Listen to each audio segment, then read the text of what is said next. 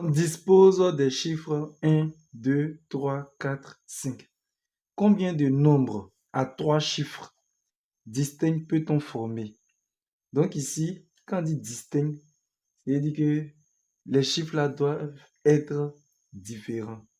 Voilà, on ne peut pas avoir par exemple 222. Vous voyez que 222, on a le chiffre 2 qui se répète 3 fois. Un chiffre doit se répéter une fois puisque eux tous ils doivent être différents. Ok, ici, pour combiner les différents nombres là, qu'est-ce que nous allons faire? Nous allons choisir un nombre d'abord, après on va choisir un autre nombre, et après on va choisir le troisième nombre. Donc on appelle ça un tirage successif. On tire ça, on tire l'un après l'autre. Maintenant, un tirage successif sans remise. C'est-à-dire qu'on ne peut pas choisir le même chiffre là deux fois. Lorsque vous avez un tirage successif sans remise, on parle en général d'un arrangement. Voilà, donc ici, nous avons un arrangement de 3 éléments, 3 chiffres dans 5. Donc, qu'est-ce que cela donne? En dénombrement, on aura arrangement de 3 dans 5. Si vous avez une calculatrice, vous pouvez taper cela sur la calculatrice pour avoir le résultat. Maintenant, au cas où vous n'avez pas une calculatrice, il y a une formule. Je vais donner la formule générale. Dans le dénombrement, cela va nous donner arrangement de P dans N. Ok. Maintenant, arrangement de P dans N, ça donne quelle formule? Ça, c'est la formule générale. Et après, je vais adapter ça à notre exercice. Cela donne factoriel N sur N moins P. Factoriel N moins P. Maintenant, dans notre exercice ici, on aura un arrangement de 3 chiffres dans 5. Voilà. Maintenant, si vous avez une calculatrice, vous pouvez taper cela sur la calculatrice. La calculatrice peut calculer pour vous. Maintenant, si on n'a pas de calculatrice, on va utiliser la formule. On dit factoriel n. Donc ici, notre n, c'est 5. Donc je mets factoriel 5 sur 5 moins 3. Factoriel 5 moins 3. Donc au-dessus, j'aurai quoi? J'aurai factoriel 5 sur 5 moins 3 nous donne 2. Donc on aura factoriel 2. Maintenant, quand on dit factoriel 5, factoriel 2, ainsi de suite, qu'est-ce que cela signifie? Je vais vous donner un exemple. C'est le produit de tous les nombres entiers naturels qui sont plus petits ou égaux au nombre qu'on vous a donné. À part 0, 0 n'est pas dedans. Donc, si on dit factoriel, par exemple, 7. Tous les nombres entiers naturels non nuls qui sont plus petits ou égaux à 7. Il y a 7, il y a 6, il y a 5, il y a 4, il y a 3, il y a 2, il y a 1. Donc, je vais les multiplier tous. Donc, il fait 7 fois 6 fois 5 fois 4 fois 3 fois 2 fois 1. C'est ça qu'on appelle factoriel 7 là. Donc ici, par exemple, on a factoriel 5, non? Donc cela va nous donner 5 fois 4 fois 3, normalement, fois 2. Bon, je vais m'arrêter là. Si vous voulez vous arrêter, vous mettez factoriel le dernier élément. Et puis on a factoriel 2 aussi. Qu'est-ce qui va se passer? Les deux là vont se simplifier. On va barrer un 2 ici. Barrer un factoriel 2 ici. Donc finalement, arrangement de 3 dans 5 est égal à, on va faire 5 fois 4 qui fait 20. Et 20 fois 3, ça fait 60. Donc on aura 60.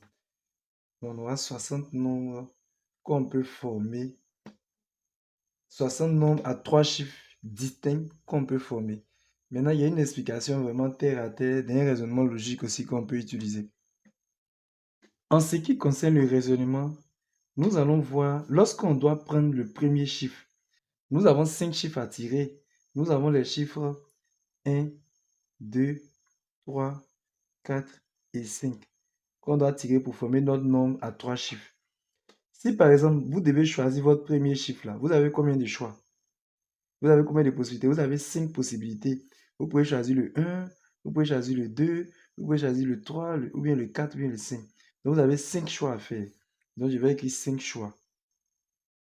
Très bien. Maintenant, si vous avez fini de choisir le premier chiffre là, il reste combien de chiffres? En temps normal, il reste 4 chiffres. Donc pour choisir le deuxième chiffre, vous avez 4 choix.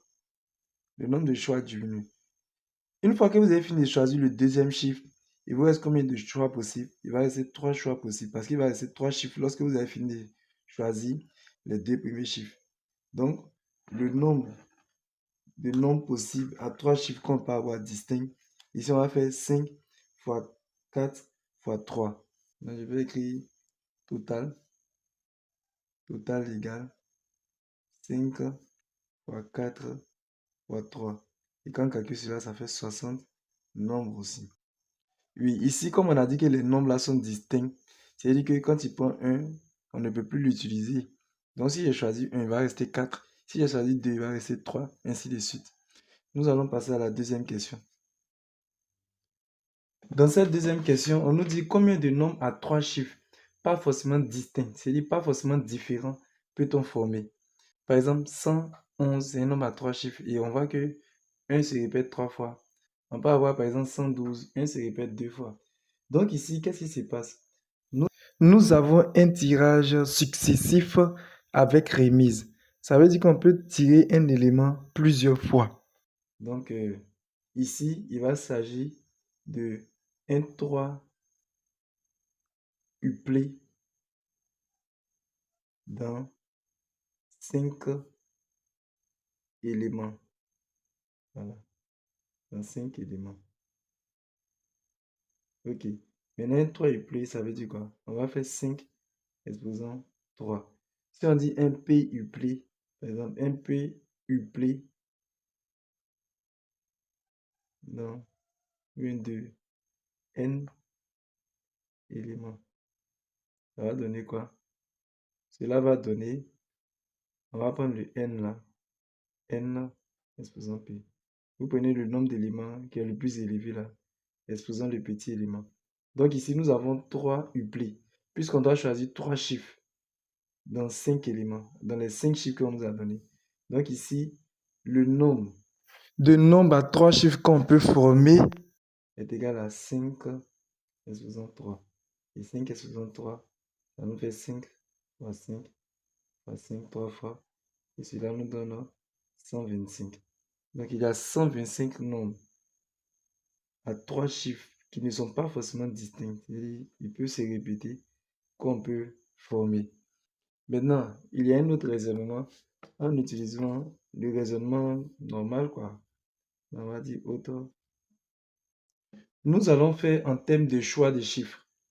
Nous avons les chiffres 1, 2, 3, 4 et puis 5. Maintenant, puisqu'on nous dit que les nombres là ne sont pas forcément distincts, c'est-à-dire qu'ils ne sont pas forcément différents. C'est-à-dire si je tire par exemple le chiffre 1, je peux encore tirer le chiffre 1. Donc, si je fais mon choix, lors du premier choix, pour choisir le premier chiffre là, j'ai 5 possibilités. Donc, j'ai 5 choix. Maintenant, pour choisir le deuxième chiffre aussi, j'aurai 5 choix. Parce qu'on dit qu'il peut toujours retirer la même chose. Donc, j'ai 5 choix. Et pour choisir aussi le troisième chiffre, j'ai 5 choix. En prenant les 5 choix là, nous allons faire 5 fois 5 fois 5, qui est égal à 5 et 63, qui donne 125. Moi, c'est Monsieur Soumaro. Voici mon numéro WhatsApp. Pour tous ceux qui veulent intégrer mon groupe WhatsApp ou qui veulent avoir un suivi particulier, écrivez-moi sur mon numéro WhatsApp qui se trouve ici. S'il vous plaît, lorsque vous allez m'écrire, vous me donnez votre nom, vous me donnez votre classe et vous me dites la raison pour laquelle vous m'avez écrit. C'est-à-dire, vous me dites pourquoi vous m'avez écrit. Si vous m'avez écrit pour comprendre quelque chose, si vous m'avez écrit pour intégrer mon groupe WhatsApp, vous le dites. Maintenant, en plus de cela, je vais vous demander de faire quelque chose pour moi. J'ai une chaîne YouTube. Donc, vous pouvez partir sur ma chaîne YouTube. Vous tapez sur YouTube Max, comme c'est écrit avec S.Facile94. Lorsque vous allez taper cela, vous allez voir ma photo, vous vous abonnez. Vous allez voir le mot abonner, vous vous abonnez. Et cela va me permettre, va me donner le courage de pouvoir continuer les vidéos.